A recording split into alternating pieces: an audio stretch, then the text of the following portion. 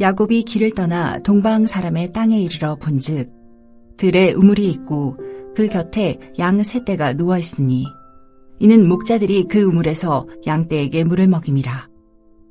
큰 돌로 우물아기를 덮었다가 모든 떼가 모이면 그들이 우물아기에서 돌을 옮기고 그 양떼에게 물을 먹이고는 우물아기 그 자리에 다시 그 돌을 덮더라. 야곱이 그들에게 이르되 내 형제여 어디서 왔느냐? 그들이 이르되 하란에서 왔노라. 야곱이 그들에게 이르되 너희가 나홀의 손자 라반을 아느냐? 그들이 이르되 아노라. 야곱이 그들에게 이르되 그가 평안하냐? 이르되 평안하니라. 그의 딸 라헬이 지금 양을 몰고 오느니라. 야곱이 이르되 해가 아직 높은즉 가축 모일 때가 아니니 양에게 물을 먹이고 가서 뿔을 뜯게 하라. 그들이 이르되 우리가 그리하지 못하겠노라. 때가 다 모이고 목자들이 우물아기에서 돌을 옮겨야 우리가 양에게 물을 먹이느니라.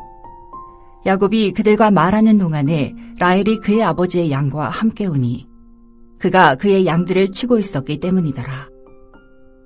야곱이 그의 외삼촌 라반의 딸 라헬과 그의 외삼촌의 양을 보고 나아가 우물아기에서 돌을 옮기고 외삼촌 라반의 양떼에게 물을 먹이고 그가 라헬에게 입맞추고 소리내어 울며 그에게 자기가 그의 아버지의 생질이요 리브가의 아들됨을 말하였더니 라헬이 달려가서 그 아버지에게 알림해 라반이 그의 생질 야곱의 소식을 듣고 달려와서 그를 영접하고 안고 입맞추며 자기 집으로 인도하여 드리니 야곱이 자기의 모든 일을 라반에게 말하매 라반이 이르되 너는 참으로 내 혈육이로다 하였더라. 야곱이 한 달을 그와 함께 거주하더니 라반이 야곱에게 이르되 내가 비록 내 생질이나 어찌 그저 내 일을 하겠느냐. 내 품삯을 어떻게 할지 내게 말하라. 라반에게 두 딸이 있으니 언니의 이름은 레아요 아우의 이름은 라헬이라. 레아는 시력이 약하고 라헬은 곱고 아리따우니 야곱이 라헬을 더 사랑함으로 대답하되 내가 외삼촌의 작은 딸 라헬을 위하여 외삼촌에게 7년을 섬기리이다. 라반이 이르되 그를 내게 주는 것이 타인에게 주는 것보다 나으니 나와 함께 있으라. 야곱이 라헬을 위하여 7년 동안 라반을 섬겼으나 그를 사랑하는 까닭에 7년을 며칠같이 여겼더라. 1절에 나와 있는 것처럼 야곱은 브엘사바를 떠나 베델을 거쳐 드디어 밧단 아람, 즉 하란 지역에 안전하게 도착합니다.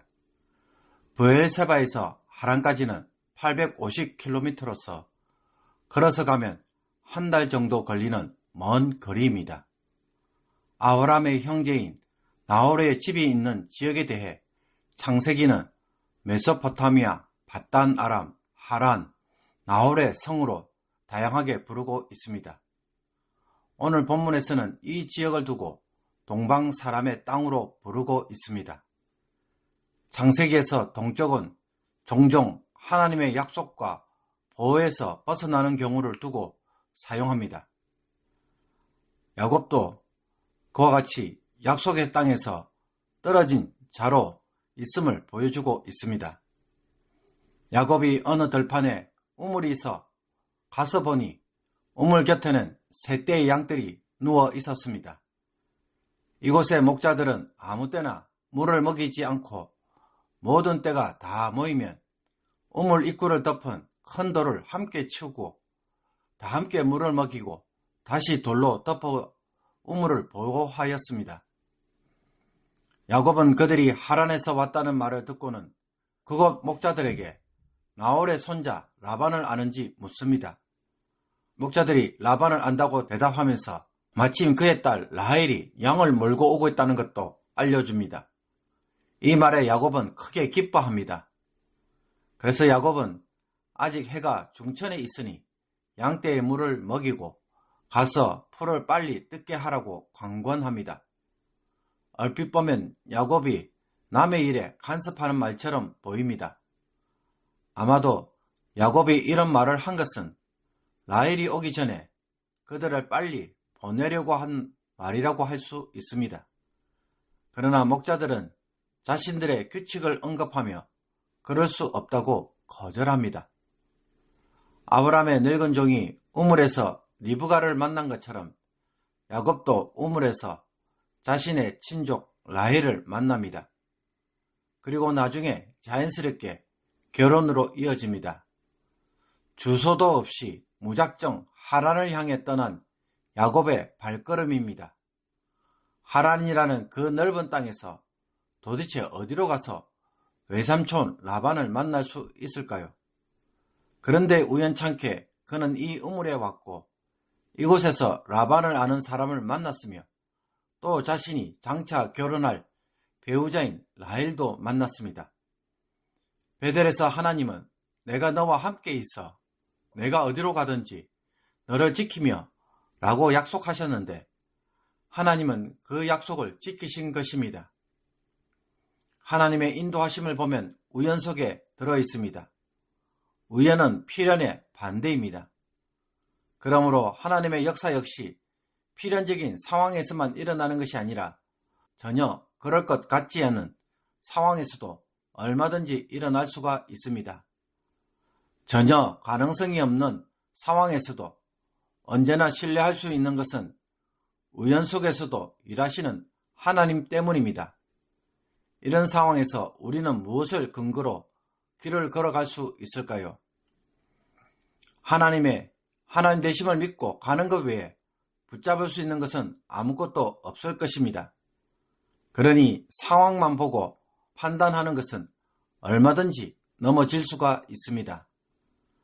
라헬을 본 야곱은 자신의 정체도 밝히지 않고 라헬과 양떼에게 다가가 우물 입구에 돌을 굴리고 양떼에게 물을 먹였습니다. 이것은 앞서 말한 목자들의 관습을 깨트리는 행동이어서 목자들로서는 심히 당황했을 것입니다. 그런데도 야곱이 이렇게 무모하게 행동하는 이유가 무엇일까요? 추측컨대 라헬을 보고 첫눈에 반해서 야곱은 자신이 그녀의 배필이 될 수 있음을 적극적으로 보여주고자 했을 가능성이 높습니다. 가진 것이 아무것도 없는 야곱으로서는 이런 대담함과 힘을 보여주는 것만이 그의 유일한 자랑이자 재산이었을 것입니다.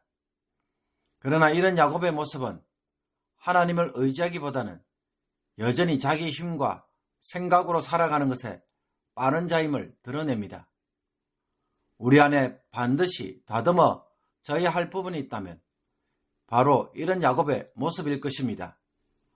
하나님에게 기도하며 묻기보다는 빨리 자기 힘으로 해결해 보겠다는 자신감과 이런 태도야말로 믿음의 성장에서 걸림돌이 될 것입니다. 그런 후 야곱은 라헬에게 입맞추고 소리 높여 울면서 자신은 그의 아버지의 생질이요 리브가의 아들임을 비로소 밝힙니다. 야곱을 만난 라헬은 아버지 라반에게 달려가서 알립니다.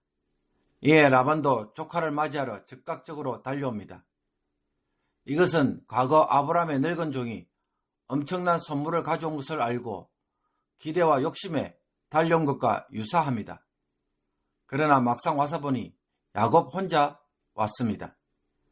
그럼에도 불구하고 라반은 그를 안고 입맞추며 자신의 집으로 인도하여 맞이합니다.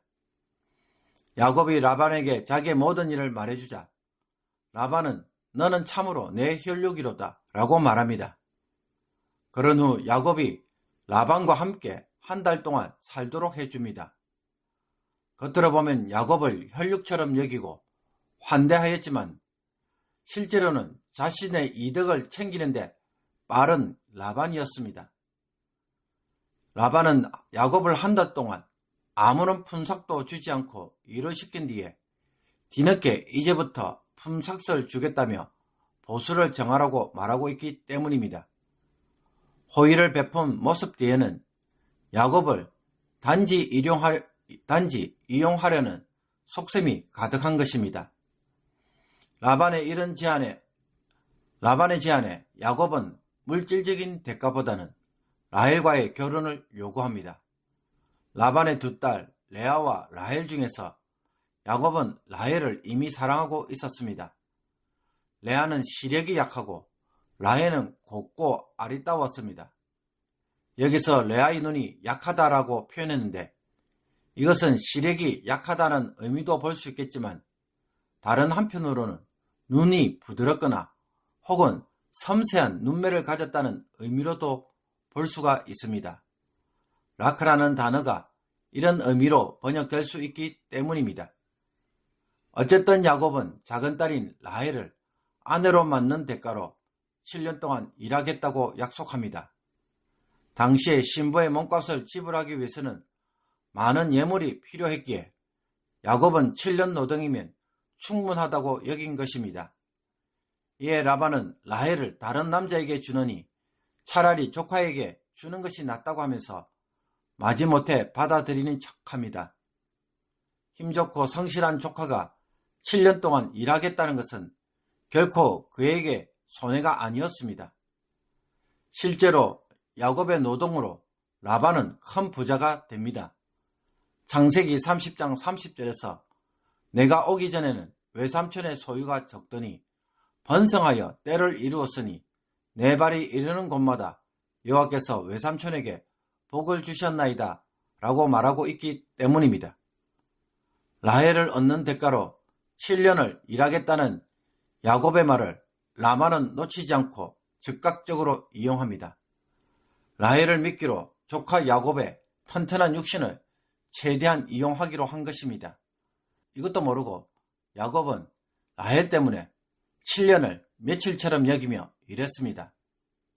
나중에 드러나지만 라반은 야곱의 이런 순진한 마음을 속였으며 라헬을 다시 얻기 위해 또 7년을 더 일하게 만들었습니다. 야곱도 남의 약점을 이용해 장자권을 팥죽 한 그릇에 가로챘으며 하나님의 때를 기다리지 않고 조급함에 아버지 이삭의 순진한 마음을 속였습니다. 하나님은 속이는 자 야곱을 더 잘 속이는 라반의 밑에 두심으로 그를 훈련시키셨습니다. 그러므로 하나님의 말씀으로 자신의 성품과 내면을 훈련하지 못한다면 우리 역시 어떻게 될까요? 다른 사람을 통해, 환경을 통해 훈련받을 수가 있습니다. 하나님이 요구하시는 순종의 방법을 따르는 것이 훨씬 더 좋은데 그것을 깨닫지 못하면 나보다 더 악한 자의 손 아래에서 나의 내면이 다듬어질 수가 있습니다. 여전히 고집 피우고 있는 나의 악한 성품은 없습니까? 라반을 만나서 다듬어지는 일이 일어나지 않도록 오늘 말씀을 듣고 속히 돌이키는 성도가 되기를 주님의 이름으로 축복합니다. 기도 드리겠습니다. 하나님, 야곱과 같은 자임에도 불구하고 늘 삶에서 인도하여 주시니 참으로 감사합니다. 그러나 아직도 자신의 힘과 지혜를 의지하여 자기 생각으로 결정하고 행동하다가 야곱은 자기 스스로 7년의 노동에 묶였습니다. 말씀에 의해 날마다 다듬어지는 과정을 자발적으로 받아들이게 하여 주옵소서. 기도를 통해 성령이 바로 세우고자 하는 것이 무엇인지 깨닫고 순종하는 자가 되게 하옵소서. 방치된 죄악과 고집센 성품으로 인하여 스스로 고난을 자초하는 자가 되지 않게 하여 주옵소서. 우리의 내면이 다듬어지도록 오늘도 성령님께서 우리의 마음을 만져주시고 버리지 못한 것들이 있다면 오늘 하루라도 버리고 순종하는 날이 되게 하옵소서. 예수 그리스도의 이름으로 기도하옵나이다. 아멘.